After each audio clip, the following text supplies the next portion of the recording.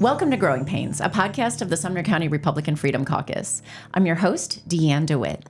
Today, we are joined by someone who has been a longtime resident of Portland, Tennessee, has served his community extraordinarily well, building community pride and regional presence.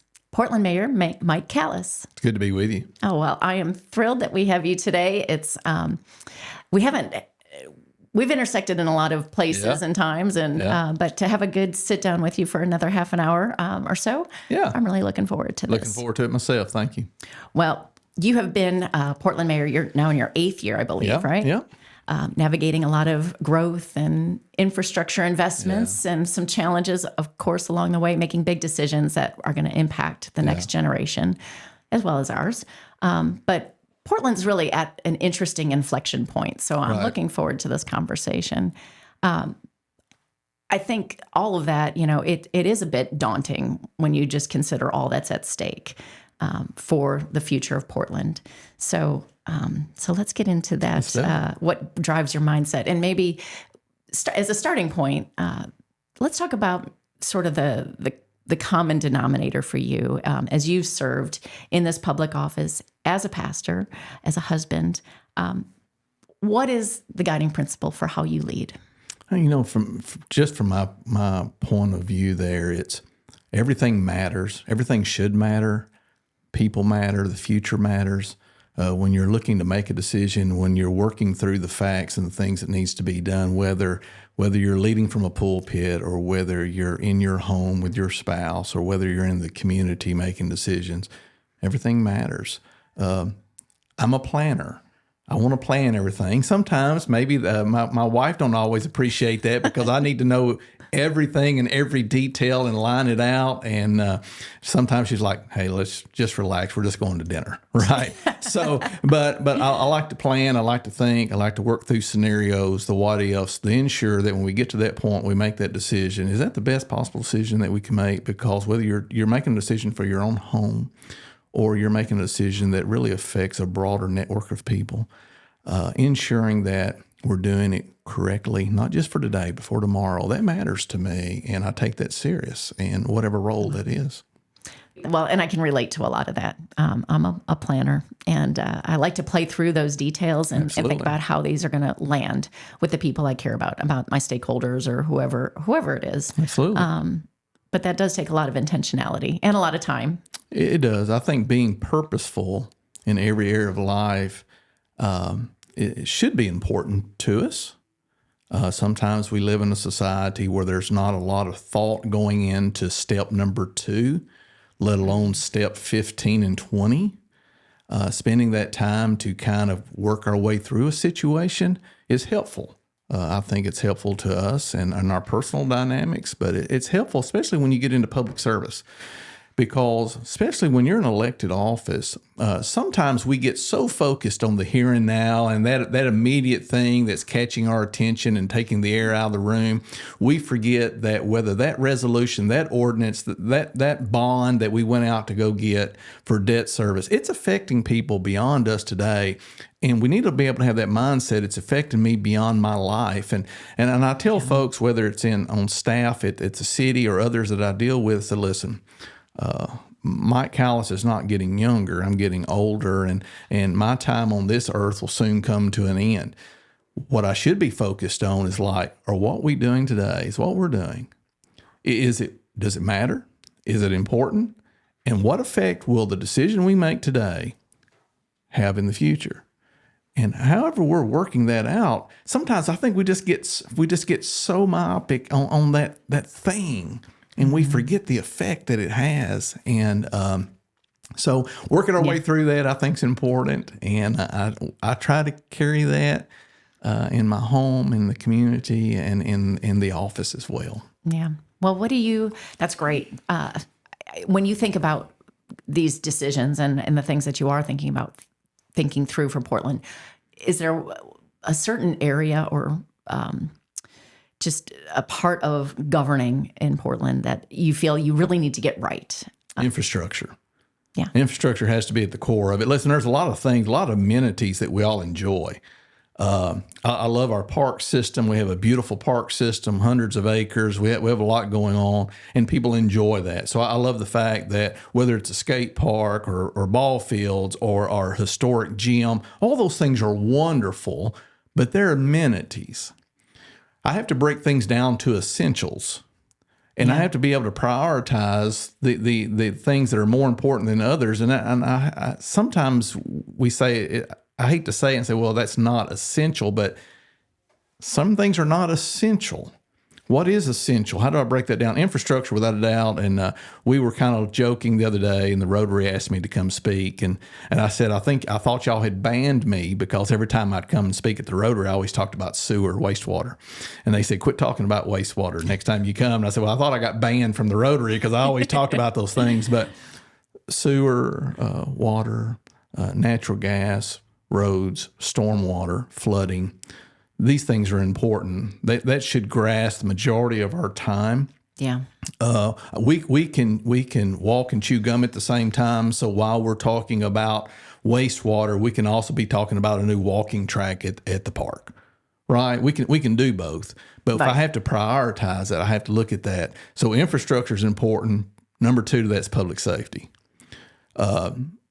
If we're going to have good communities that people want to be a part of, want to invest in, you have to have a safe community, and that has to play on both parts. I have to have proactive safety to ensure I have a presence of police and all that going on, but then I have to have that reactive safety that's coming in with fire protection and all that's taking place. And we're getting ready to take possession of our newest ladder truck, and when I tell folks the cost of these things, their eyes get really big.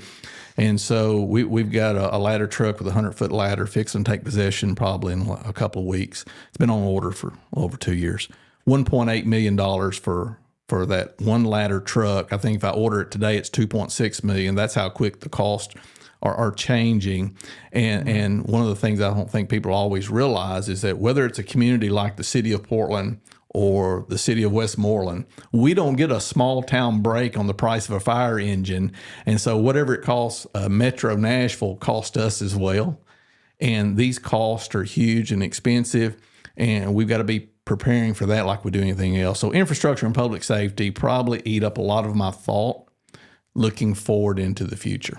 And they're not the most fun things, but they are the most important. They're not, but they are. You know, I find it so intriguing of how those departments operate and how they run. I try to be as educated as I can in every single department of the city. How could I best supervise that department if I'm unaware of how that department works, right? So I think it's important for you as any leader to be involved and understand how it works. But working through all of that to ensure that infrastructure, these are things that will outlive us. These are things that are going beyond our lifespan and our time of service. And are we putting the effort and energy and money where it's needed, because it's going to cost money, to prepare this for the way going forward? Or do we just sit back and hope it works out? Well, that plan don't usually work well in your personal life, just throwing your hands up. Well, I hope it all works. It don't work well in planning of a community either. Sure. Absolutely. Might not be the most fun, but it is exciting to be part of. It is exciting. Making these improvements. All right. So let's talk a little bit about the title of our podcast, Growing Pains. Yeah. What would you say, a lot of people tend to fall in these categories that growth is either bad or it's good. Right. But in reality, what are the biggest growing pains in Portland right now? I think just ensuring that we're doing measured growth, and we're doing the hard work, and we're putting in the type of regulations ahead of a lot of the massive growth to ensure that we're doing it right. One of the things that I've been working towards since I was on as council member to ensure that all these developments were planned unit developments, putting those PUD ordinances and regulations in place has been kind of difficult. We've got some things now put in place the way they need to be. We're working our way through that. That allows no matter the developer, no matter the development, when they come in and they present it, if it gets passed, that's adopted. They can sell that project off, and people still have to follow that plan. That is so important to me. We do impact fees in the city of Portland. We've been able to change that and increase that along the way. We do it on residential, commercial, and industrial. I've seen a lot change in the city of Portland since I was a little kid riding my bicycle through Portland, to where it was more rural and a farming community, to now where it's really become an industrial hub in the state of Tennessee, not just in Portland. And so we have thousands of jobs. People travel into our community to work. And so because of that, there's certain strains and things that go along with that. And one of the things I find interesting in the whole growth discussion, right? People want what growth brings without growth. Yes. Is that right? That's so well said. And so I want all of those amenities and restaurants and shopping that growth brings, but I don't want the people. I don't want the traffic. I don't want the crime, Right. whatever that may be. And so I thought, well, those don't really go together. So let's pretend we're not in Sumner County. And I use this example on a regular basis. Let's pretend we're not in Sumner County. So Portland is located in a wonderful county, Sumner County, and in a portion of Robertson County. Robertson's more rural. They've probably got about 78,000 people in it. Sumner County is passing 200,000 right now, probably, if we used to really do the real count. The last census, I don't think none of us agree that it was probably the best. It went through COVID and all those things that go along with it. So if we were to remove Portland and put it in a more rural county in Tennessee, we would be the top city in that county. So the city of Portland owns and operates water, sewer, natural gas, and a lot of other things that are going on there. Just our little economy that's taking place. If I was to take us out, put it in another county, we would be the city that had a lot of stuff going on. But inside the area that we are, and in the location, we have Metro Nashville, Bowling Green. We see what's going on in Wilson County and just the cities that we have within our area. We see a lot of pressures coming upon the city of Portland. Some of those pressures is somebody drives to Gallatin and downtown Gallatin, it's beautiful, and see a lot of the amenities and all the restaurants. Why don't we have that? Right? I get asked that a lot. Yeah. Why don't we have the 10 outdoor pickleball courts that this city has, right? Well, when you start looking at tax structure and the revenue that comes off retail, things begin to look a little different. So for like Gallatin, Hendersonville, their property tax and local option sales tax is pretty well even on their revenue. In Portland, our property tax is almost double, not quite, almost double that of local option sales tax. This is because we don't have the commercial that other communities have. But people are still wanting the amenities that revenue brings in. And I think one of the things it's really difficult, and I get it because it's confusing. So we have a general fund, special revenue fund, and enterprise funds. Enterprise funds cover all your utilities. Your special revenue funds would be things like you would think maybe a golf course or sanitation, because they have fees that are associated to operate that. And then general fund are all those departments that are funding with property tax, sales tax, some fees and usage on those things as well. That's all your public safety. That's your parks, that's your streets, and some of those things. So when you divvy that out and you look at a budget and you see how much revenue you've got coming to a particular area, and somebody says, well, I want all of this that city has. And then when you tell them, so well, that city has that because they have 5 times our revenue. They have 5 times our people. And then I said, do you want 5 times the people that we have now? Well, no, I don't want that, because I don't want the traffic. I don't want the headache of it. I said, but you're going to those cities because you're spending money there. Right. And then for a smaller city to have the restaurant, we all want our favorite restaurant. Is that right? And we all have different choices. We all have different choices, and we want our favorite one. And one thing I ask folks on a regular basis, tell me your favorite restaurant. Just tell me what your favorite is, and they'll name it, and I'll say, how many times have you been to that favorite restaurant in the last 6 months? And they'll usually stop and go, well, I don't know. We've probably been there 3 times. So I said, that's your favorite restaurant, and you've been there 3 times in 6 months. You bring that restaurant into a smaller demographic with less numbers of people available to go eat there. I said, you would have to eat at that restaurant 5 or 6 times a week, you and plus everybody else, to make up the numbers that would be needed if you go to a Hendersonville. It's got 60,000 people. Right. See, so we have to think our way through it and what we're looking for. So growth, we want all the good things we think goes with it, but we don't want what it takes to get there. Yeah.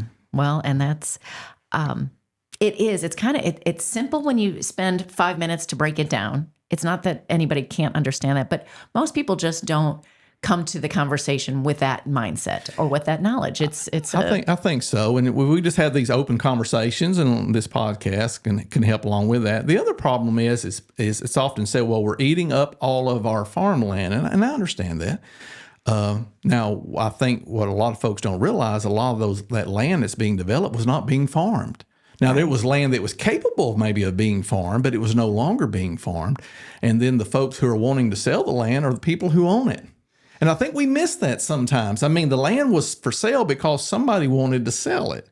And then maybe somebody farmed it traditionally for a long amount of time, and then maybe they pass on. Well, the kids don't want to farm it, so they're looking to auction it off to get the most money that they can get. They want to segment it off, so they want to be able to develop the land along the way. And then one thing that kind of always comes into play here is that people say, well, I lived here, and you're going to take my view away. The problem is you didn't own the view. So you own your property, they own their property, but you don't own the view of it. And that becomes difficult for us, and change becomes difficult. A quick example of that, my wife and I have lived in the same home. So this is 2026, so 33 years. And when we moved into our home, there was nothing in front of us but farmland as far as you can see. And depending on the time of year, we'd have wheat, corn, soybeans. And I often say, so I miss the corn because, I think there's an unwritten rule that the first 2 rows of corn are community corn, right? You can walk across the road and get an ear of corn. And I always loved field corn, and you can only get it about 2 weeks during the season. Now I have houses as far as I can see. And that owner of that property made a decision from his family, what needed to be done. Instead of farming that, he was going to develop that.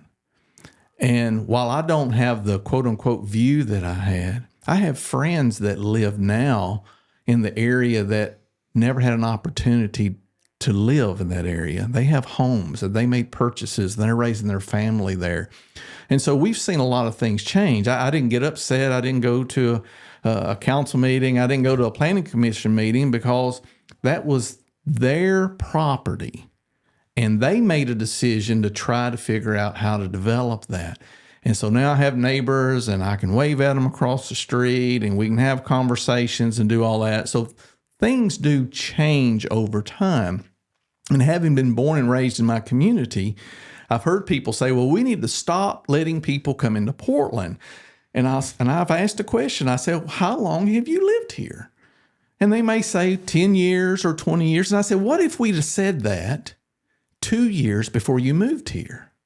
Then you wouldn't have been allowed to move here. Yeah. And those are just the conversations that we have sometimes. I say, listen, I get it. We all kind of look back and we have that romantic view of yesterday.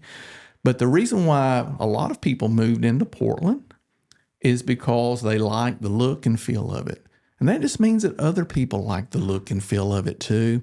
How do we manage it? What regulations are in place to ensure that the city of Portland is a beneficiary of it and not something that's just a secondary thought to where it's costing us more to have it than being productive. Is that right? And that's the kind of intentionality that you get when you are very thoughtful about these policies. All right. So that's all really, I think, a lot of times there are a lot of benefits for whatever is being proposed that it's just hard to see that. I think that not in my backyard mentality is it's going to happen anywhere, no matter how nice the development is potentially, because you're used to whatever that view is. And you just, I think it's really hard for people to put themselves in that position of what are the benefits that are going to come with this. Sure. And a lot of times. Change is different. Yeah. It's just difficult for us. About the only time that change is a good idea is when it's our idea. Yeah. When change is someone else's idea, it's a little difficult to kind of get on board with in the beginning. In a perfect world, Portland would still look like the Portland of 50 years ago, and kids would be riding their bicycle with their fishing pole and tackle box like I did. But even though that day I thought was a great day as a kid, there's a lot of great days today in the city of Portland.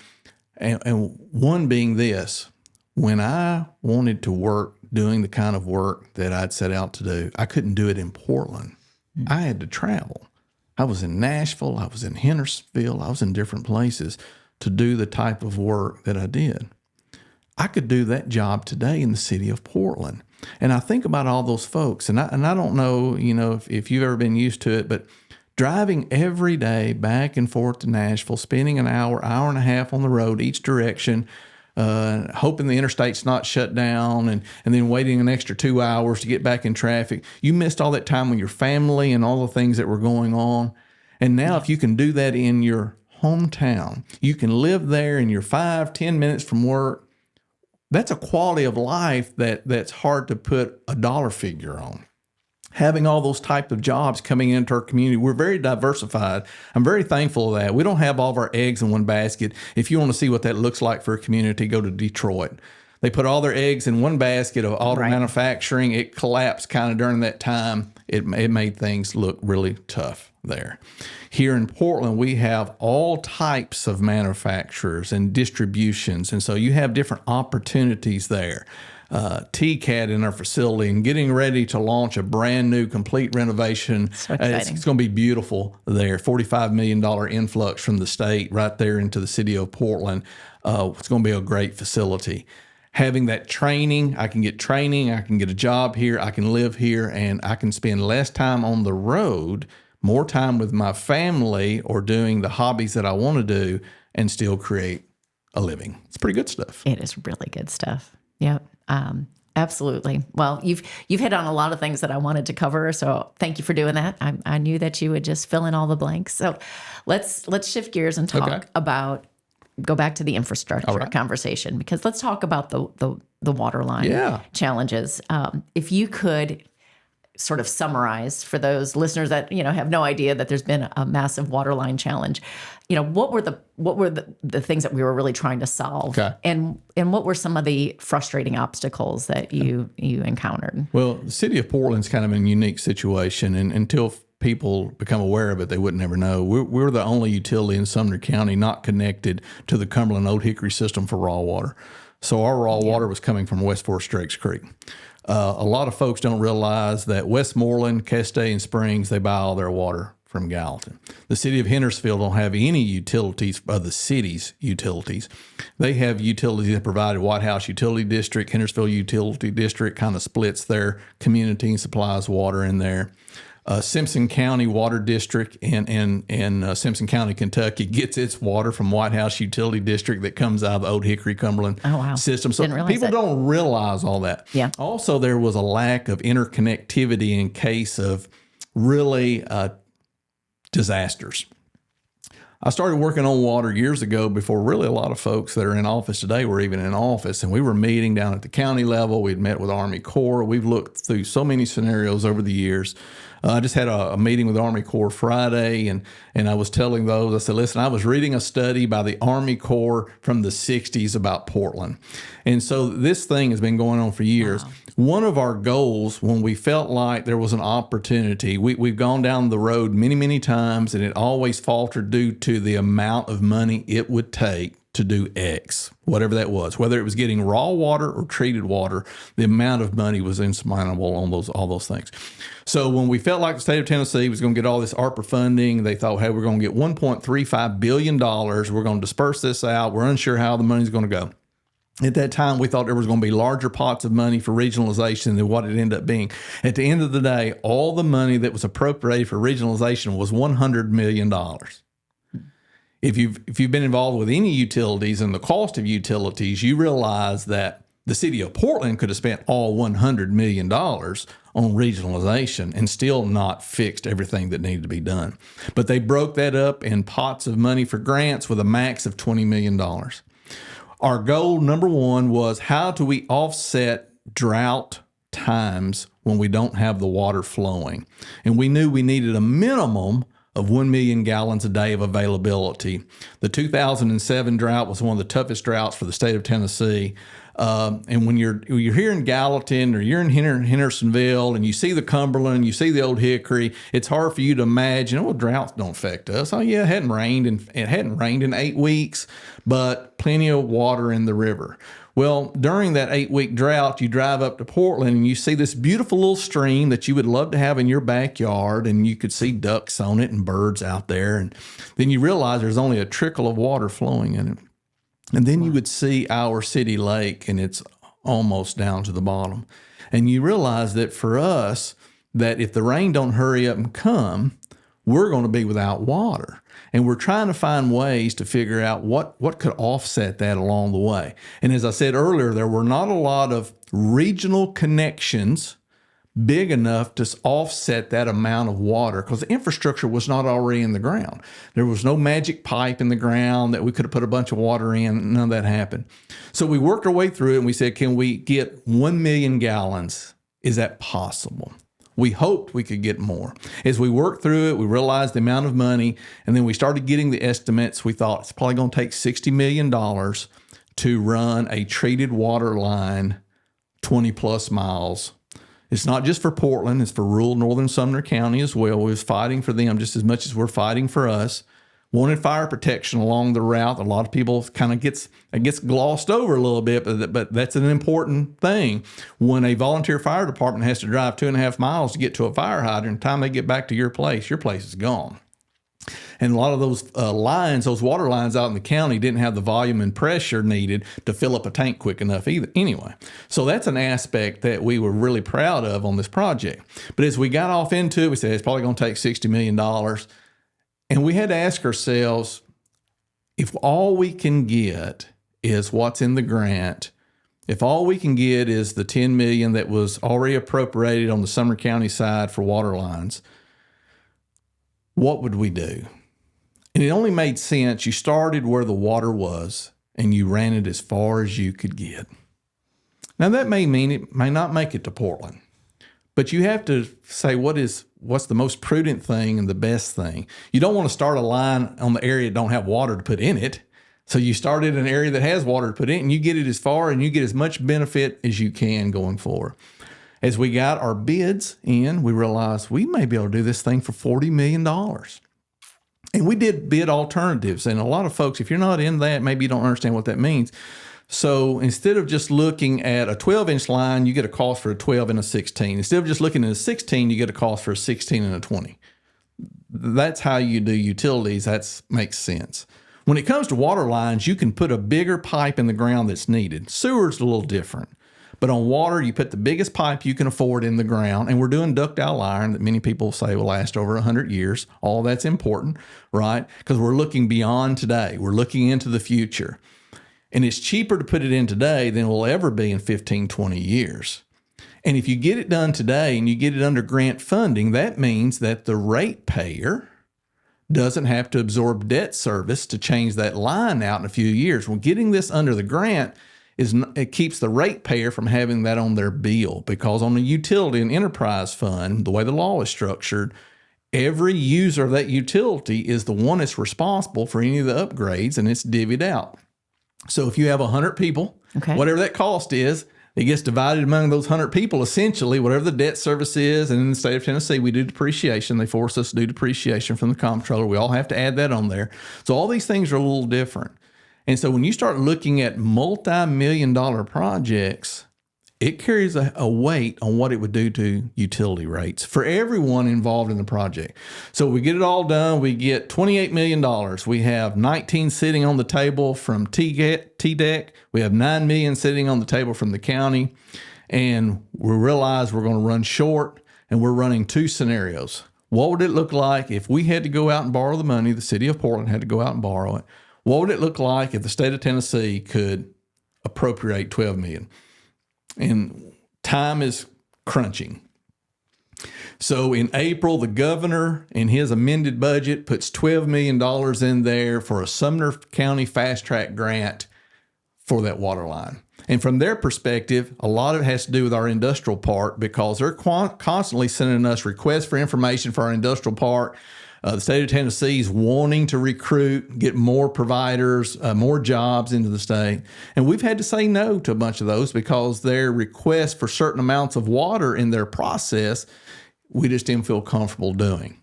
And so we had to turn several of those down. So as we work through it, we get the approval. And I remember getting a text on a Saturday morning and saying, we think we're going to get this money. And I said, when's the vote? Because, the vote matters, right? And so then the General Assembly was able to approve that budget. The $12 million is there. Now the process begins. How do we take $12 million from the state ECD, transfer it over to TDEC because they've been kind of going over with these grants, and then move that money to Sumner County. So if we had to go back, a lot of partnerships, and we've been meeting collaboratively for a long time with multiple cities. So all in all, I think it went well. Pipe is going in the ground. Praise and God. So looking forward to a great product.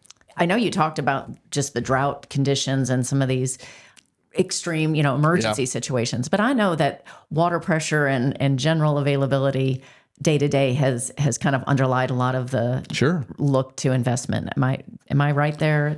So I mean, like I say, if you're not going to locate in a place that can't meet your demands for capacity. Right. And when they send that request to us, we're like, we just don't feel comfortable doing that because we have to take into account what happens if it doesn't rain. That 2007 drought, they produced a study in 2011 on the 2007 drought. In that study, it said Portland suffered the worst. And then they put this little phrase in there. It said, and then the rains came. Now, listen, if you're living in an area where you have a river and you have all the water you want, you don't think about that. In the city of Portland, we're like all standing outside looking up in the sky going, dear Lord, we need some rain. Please let it rain. A lot of folks in our county don't understand what that looks like. The city of Portland is well versed in that because we've gone through it for years.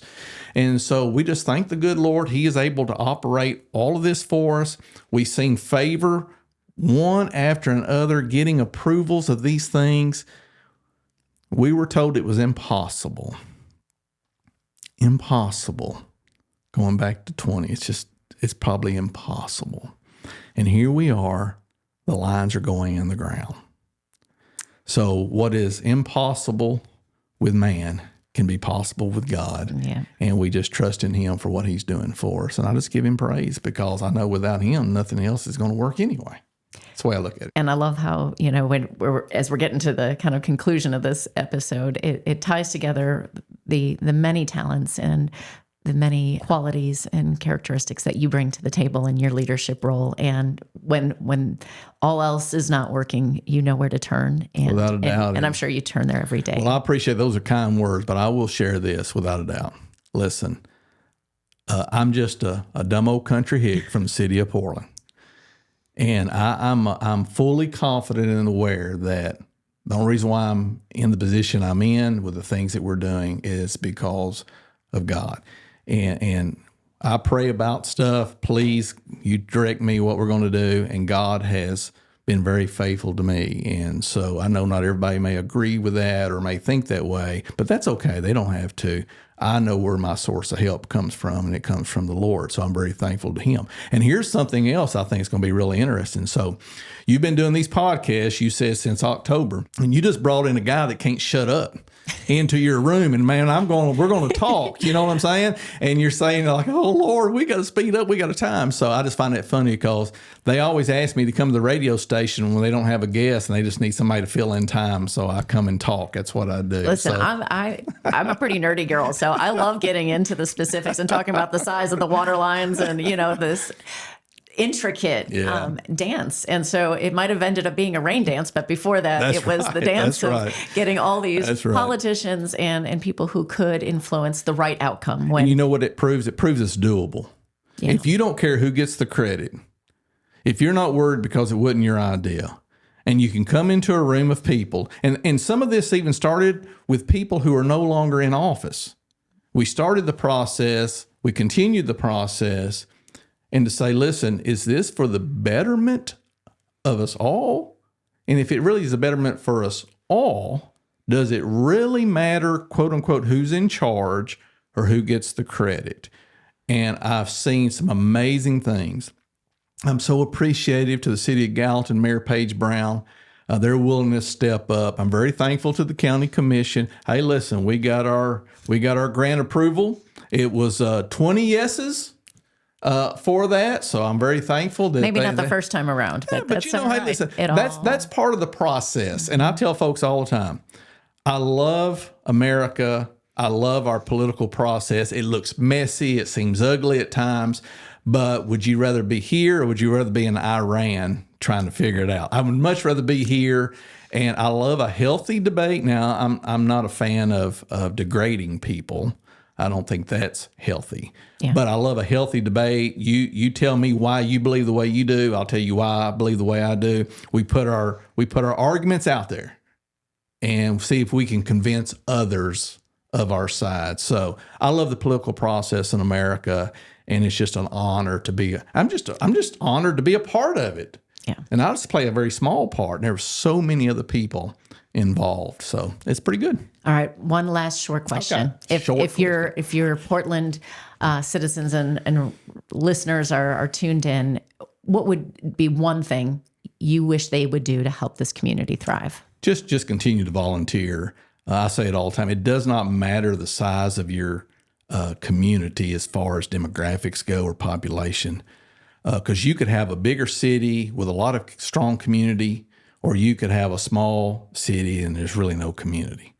It's about the people. Get involved. Join. Volunteer. I have found this to be true, and maybe you have as well. Those who are out there volunteering, offering up their time, do spend less time in complaining about things. They're just involved to make a difference. Just come make a difference. We have so many opportunities to do that, many venues for everybody. I love getting out there and serving and seeing other people in the community serving side by side, making it happen. So get involved, volunteer. The people will look different, the community will look different, and you will make a positive impact. It's a win-win-win. It is. And we are the volunteer state. That's right. Amen. Thank you right. so much, Mike Callis. I appreciate your time today. Yeah, thank you.